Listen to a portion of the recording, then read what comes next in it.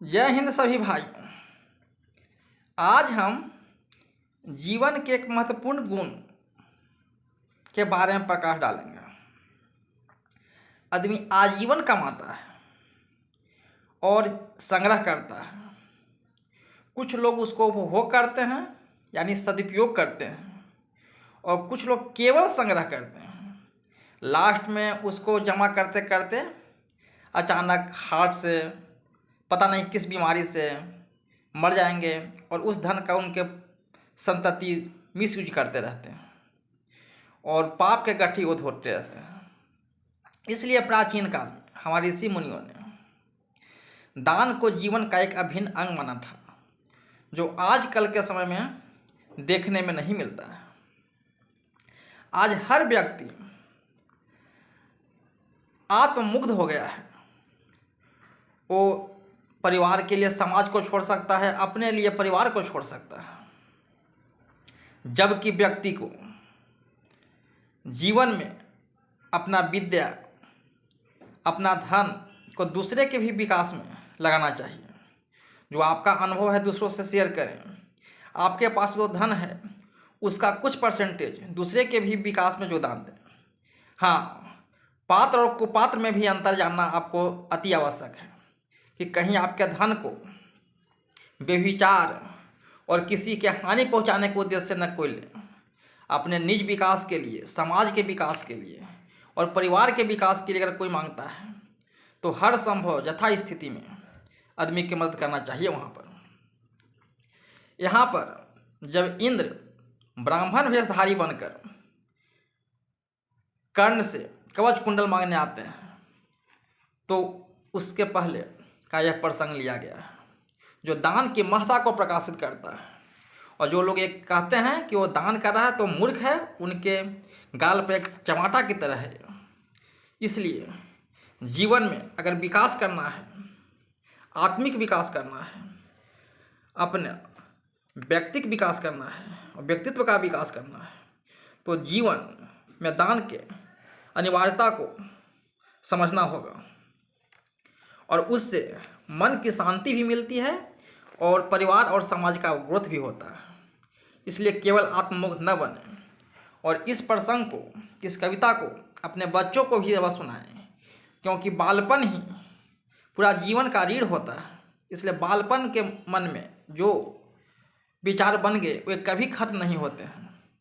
अतः बाल्यावस्था में ही लोगों में अच्छे अच्छे गुणों का बीज बो देना चाहिए, ताकि अपने जीवन में उसको वो उतार सकें और राष्ट्र के हित में और समाज के हित में और परिवार के हित में योगदान दे सकें। तो अब शुरू करते हैं। प्रेम यज्ञ अति कठिन कुंड में कौन वीर बलि देगा, तन मन धन सर्वस्व होम कर अतुलनीय जस लेगा। पर जाने क्यों नियम एक अद्भुत जग में चलता है, भोगी सुख भोगता धर्मी और अधिक जलता है। हरियाली है जहाँ जलद भी उसी खंड के वासी, मरु की भूमि मगर रह जाती है प्यासी की प्यासी। और वीर जो किसी प्रतिज्ञा पर आकर अड़ता है, सचमुच उसके लिए उसे सब कुछ देना पड़ता है। नहीं सदा भी सिका दौड़ती द्वार पाप का पाकर, दुख भोगता कभी मनुज सुख को, पुण्य को भी कभी अपना कर। पर तभी रेखा प्रकाश की जहाँ कहीं जलती है, वहाँ वहाँ प्रज्वलित वीर नर की आभा बसती है। जिसने छोड़ा नहीं लीक विपदाओं से घबरा कर, दी जग को रोशनी टेक पर अपनी जान गंवा कर। नरता का आदर्श तपस्या के भीतर पलता है, देता वही प्रकाश जगत में जो अभीत जलता है। आजीवन झेलते दाह का दंश वीर व्रतिधारी, हो पाते तब कहीं अमरता के पद के अधिकारी। जीवन का अभियान दान बल से अजस्त्र चलता है। जितना बढ़ती ज्योति अनल पर उतना ही जलता है। और दान में हंसकर और रोकर हम जो देते हैं, अहंकार बस उसे स्वत्व का त्याग मान लेते हैं। यह न स्वत्व का त्याग दान तो जीवन का झरना है। रखना उसको रोक मृत्यु के पहले ही मरना है।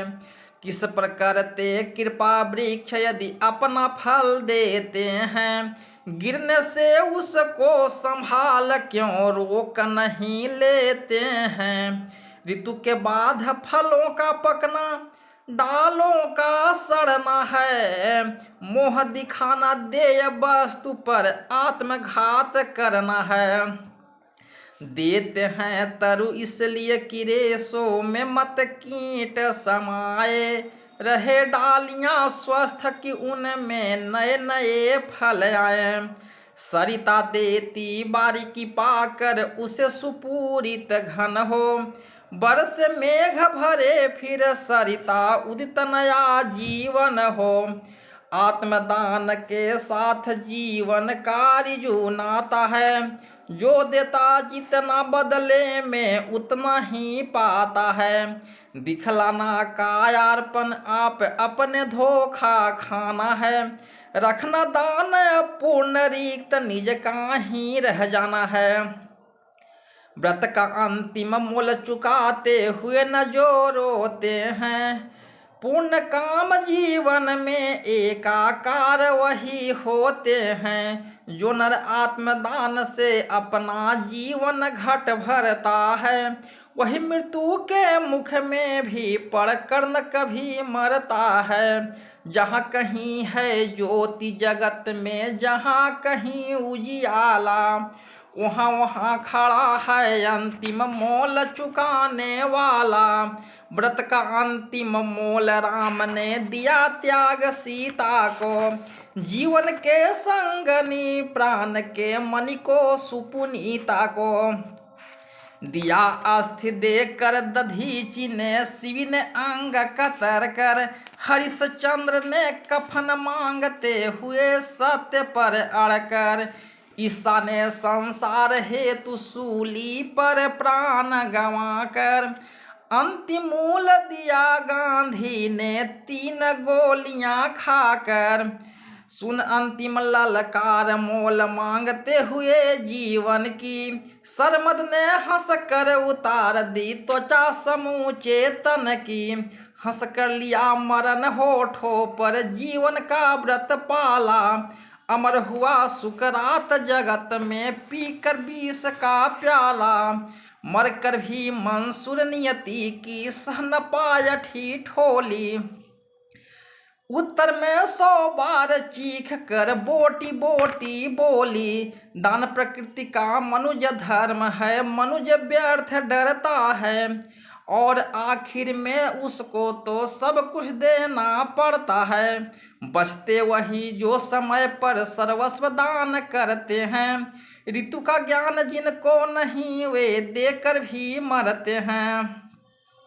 तो आप देखें किस तरह से अगर समय पर किसी चीज़ का उपयोग न किया जाए, या तो जीवन में उपयोग करिए उसका, नहीं तो उसको ज़्यादा समय व्यतीत होने पर उस चीज़ का नाश हो जाता है। जैसे फल, अब फल अगर दे रहा हो तो उससे उसका भी फायदा हो रहा है, क्योंकि जब हम फल दे देता है तो उसमें कीड़ा नहीं आते हैं, नया नया रस उसमें भरता है। उसी तरह जीवन में जब आप देने की कला सीख जाएंगे, जैसे अपना विद्या दान करेंगे, अपना शक्ति का दान करेंगे, अपना ब्लड का दान करेंगे, लेकिन जो भी आप दे सकते हैं, धन का दान करिए, सामाजिक जो दान दें, जिस समाज के राष्ट्र के हित में जो दान दें, तो उससे आपका व्यक्तित्व निखरेगा और उससे आपको कोई कमी नहीं पड़ने वाला है।